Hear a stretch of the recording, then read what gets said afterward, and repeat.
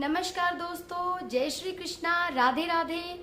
दोस्तों, बलराम जयंती की आप सबको मेरी तरफ से बहुत बहुत मुबारक है।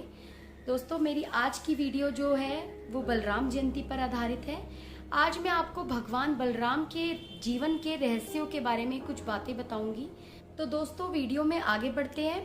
पहले आप वीडियो को लाइक कर दीजिए, सब्सक्राइब कर दीजिए, बेल बटन प्रेस कर दीजिए ताकि आगे भी मेरी अच्छी अच्छी वीडियो आप तक पहुंच सके। दोस्तों, भगवान बलराम को हम शुरू से ही भगवान कृष्ण के बड़े भाई के तौर पर जानते हैं, जिनका जन्म रक्षाबंधन के दिन श्रवण नक्षत्र में हुआ।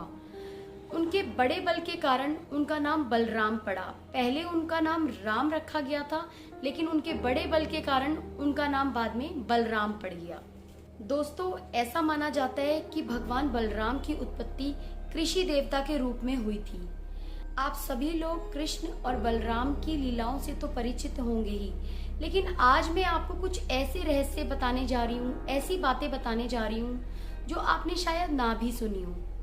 पहली बात है दोस्तों, बलराम के जन्म के बारे में कि उनका जन्म कैसे हुआ। जब भगवान विष्णु पृथ्वी पर अवतरित होना चाहते थे तो उन्होंने अपने सिर पर से एक सफेद बाल उठाया और अपनी दिव्य शक्ति के माध्यम से देवकी के गर्भ में उस सफेद बाल की कल्पना की। उन्होंने ये भी सोचा कि कंस देवकी के नवजात शिशु को मार देगा।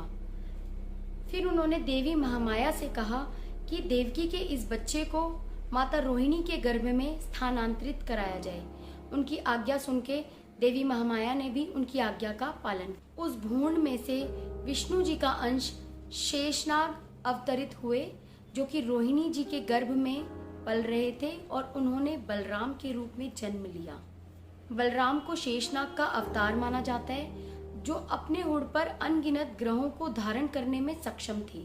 यही बात उनकी जबरदस्त शक्ति का कारण थी कि उनके अंदर हाथियों के झुंड से भी ज्यादा शक्ति थी। इसी शेषनाग ने त्रेता युग में श्री राम के साथ लक्ष्मण का अवतार लिया था। बलराम श्री कृष्ण के बड़े भाई थे, जो कि उनसे 1 वर्ष 8 दिन बड़े थे। श्री कृष्ण उन्हें दाऊजी कहकर बुलाते थे और उनका आदर बिल्कुल अपने पिता की तरह करते थे। बलराम की पत्नी का नाम रेवती था, जो कि उनसे वर्षों ही नहीं बल्कि युगों बड़ी थी। दोस्तों, कर्क संहिता के अनुसार रेवती के पिता कुकुम्बी अपनी बेटी के साथ सतयुग में ब्रह्मा जी के पास गए। वहां जाकर उन्होंने अपनी बेटी के लिए ब्रह्मा जी से एक योग्य वर की प्रार्थना की।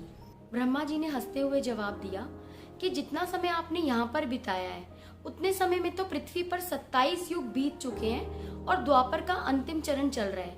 आप शीघ्र ही पृथ्वी पर पहुंचिए, वहाँ शेषावतार बलराम आपकी पुत्री के लिए योग्य है। जब रेवती बलराम से मिली तो उन दोनों की लंबाई में काफी अंतर था। द्वापर में जन्म लेने के कारण बलराम की लंबाई 7 हाथ लंबी थी, और सतयुग में जन्म लेने के कारण रेवती की लंबाई 21 हाथ लंबी थी। बलराम ने अपने हल के दबाव से रेवती की लंबाई भी 7 हाथ लंबी कर दी, अपने बराबर की उनकी लंबाई कर ली। एक रहस्य और बताऊंगी आपको बलराम जी का। बलराम ने एक बार यमुना जी का भी घमंड तोड़ा। वो हुआ ऐसे कि बलराम एक बार गोपियों के साथ खेल रहे थे। उन्होंने खेलते खेलते यमुना जी को आमंत्रित करा खेलने के लिए, और यमुना जी ने अपने घमंड के कारण बलराम जी को कोई जवाब ही नहीं दिया। तो बलराम जी को बहुत गुस्सा आ गया। फिर बलराम जी ने क्या किया कि उन्होंने अपना हल निकाला और यमुना को 100 धाराओं में खींचना शुरू कर दिया। इसी प्रकार बलराम जी ने कृषकों के लिए एक बहुत अच्छा उदाहरण दी। अब मैं आपको बताऊंगी कि भगवान बलराम ने कैसे अपना शरीर त्यागा था। तो दोस्तों, भागवत पुराण के अनुसार महाभारत के बाद यादवों में आपस में ही युद्ध छिड़ गया, जिसके बाद भगवान कृष्ण एक जंगल में जाकर बैठ गए और वहां बैठे बैठे उन्होंने अपना शरीर त्याग दिया। भगवान बलराम भी एक नदी के तट पर जाकर बैठ गए, एक पेड़ के नीचे ध्यान लगाकर वो बैठ गए और उन्होंने वहां बैठे बैठे अपने शरीर को त्याग दिया। शरीर त्यागते समय उन्होंने एक सफेद शेषनाग का रूप ले लिया और वो उस नदी के अंदर, पाताल के अंदर चले गए। जिस समय भगवान बलराम ने अपना शरीर त्यागा था, वो जगह गुजरात में सोमनाथ मंदिर में स्थित है।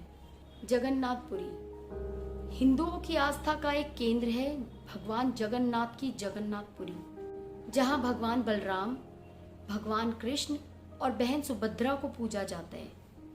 जो कि 10वीं शताब्दी में निर्मित किया हुआ एक प्राचीन मंदिर है और इस मंदिर को 4 धामों में से एक माना गया है। तो दोस्तों, ये थे हल्दारी बलराम के जीवन के कुछ रोचक रहस्य जो मैंने आज आपको बलराम जयंती पर बताए हैं।